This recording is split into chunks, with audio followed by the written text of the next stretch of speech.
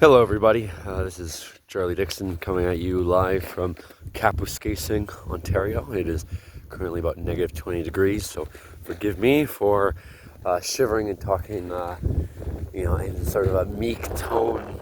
I'm coming at you because it's Louis Riel Day, and I thought I'd just say a few words about that, in particularly in response to I hate this. Sounds so pathetic, but in response to a tweet that Mark Carney made, or an X, or whatever you call it, when Mark Carney said that we celebrate the inclusiveness that Louis Riel represents, or what Louis Riel did for inclusiveness in Canada.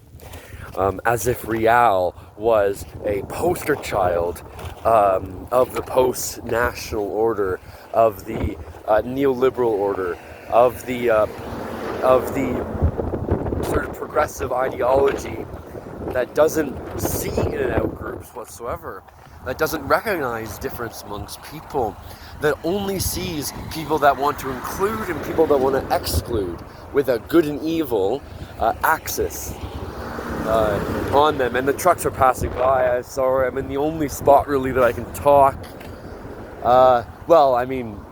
I'm living in a hotel essentially with other guys.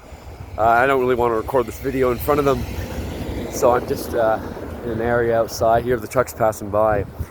I think I responded to the tweet, both in the comments of Carney's, Prime Minister Carney's, the Honourable Sir Mark Carney's tweet, and also my own. I reposted it and said that I think it's disgraceful, frankly, to claim that Louis Riel, the famous leader of the Métis people, from really the time of Confederation until his death in 1885 in Saskatchewan.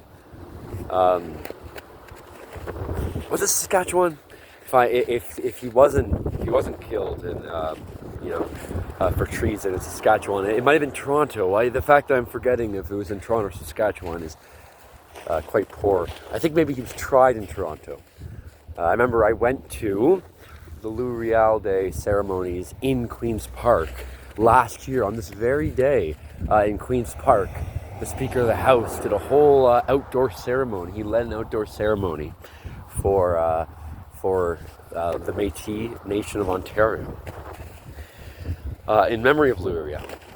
But on the topic of inclusiveness, let's just analyze the Métis Nation of Ontario for a minute. All right? Let's analyze the Métis Nation of Manitoba, the MMF. And I respect the MMF quite a bit. The MMF recently demanded, or recently last few years, have demanded that the Ontario Métis Federation be removed from the National Métis Federation. And you know why that the Manitoba Métis Federation has tensions with the Ontario group? You know why? Because the Ontario group, you could say, are too inclusive. Because the Ontario group is not properly verifying people's ancestry, their genetic and historical lineage to the Métis people. The Manitoba Métis Federation doesn't like that because they think it diminishes and hurts the notion of a Métis identity.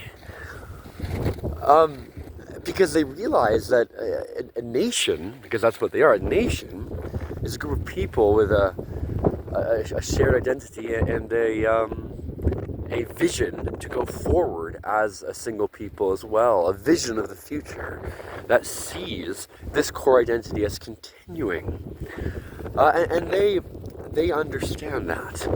That's not very inclusive. And guess what? Life's not very inclusive. The world's not, business is not very inclusive. The family is not very inclusive. The animal kingdom is not very inclusive. Darwinian evolution is not very inclusive. This delusion the 21st century Western man has about inclusivity, It's completely predicated on the idea of a global government, on we all share a single government, a single sovereign, that everyone just needs to be included into the sovereign. Like Louis Riel fought to be included in the Canadian idea of sovereignty. Like Louis Riel fought to be included in British government. No, he fought against it. He fought to keep the Red River lands. He fought to keep it in the Métis hands. He did not fight to be invited into the Canadian demos.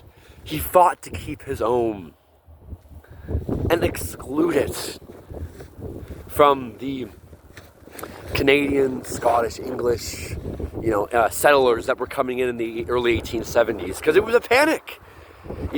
All these surveyors, farmers were coming in the 1870s, very early, late 18, right after Confederation. Were coming, and the British, of course, John A. Macdonald's Conservative government had a plan to settle the West. And Riel and many others could sense that this was going to remove Métis power and sovereignty from the region. And so he said, no, we don't want to be a part of this, because we are not you. Because we are different. And I am not Métis. And I like it. And, I'm still holding on to this Canadian identity. I'm ethnically a mixture of different British Isles groups, and maybe, a squint of other groups as well. I'm not, as far as I know, I'm not any mix of Native American, Native North American, whatever you want to call it, Cree, Ojibwe, Mohawk. I haven't done a genetic test, but nothing in my family indicates that. But still, I respect Louis Riel, not because I'm including him in something, not because we are a part of the same people, but because I respect his character. And to the Métis, we ought to work with them and have a nation-to-nation relationship, as they always talk about. But that's not to talk about inclusivity. I think it really goes back to that sort of self-hating while also being power-hungry. It's this combination of wanting to still hold on to power while also being self-deprecating. So many, Anglo-WASP, you could just say white for shorthand. I don't like that word white, but we'll use it. So many white liberals have. They can sense that their power is diminishing. Of course, the ethnically European populations of the world have significantly decreased in percentage over the last 100 years. Wealth has been transferred to Asia and other places. Skill sets have been transferred to other countries. They can sense that power has changed. For example, in Canada, the Laurentians can no longer hold on to the same, well, they are currently trying, but they're having trouble holding on to the same amount of power. So they're in a sense trying to use, it feels like they're trying to use these niceties, these sympathies to try to hold on to power. Like, we're including you guys. Don't worry, you half-breeds. We're including you in what Canada is. We're including you into our institutions. Well, I don't think that's what Louis Riel fought for. Maybe that's what the Métis who are paid by you agree with. Maybe that's what your Métis-aligned friends that you've helped put into high places agree with. That's not what many Métis think. They don't necessarily want to be included by the Canadian government, at the expense of their own sovereignty. And I really certainly don't think that's what Louis Riel fought for. I think it's a disgrace to try to anachronistically paint Louis Riel as a 21st century progressive. Personally, that's how I feel. So anyway, we're entering the 10-minute mark of this video, so I'll stop it here.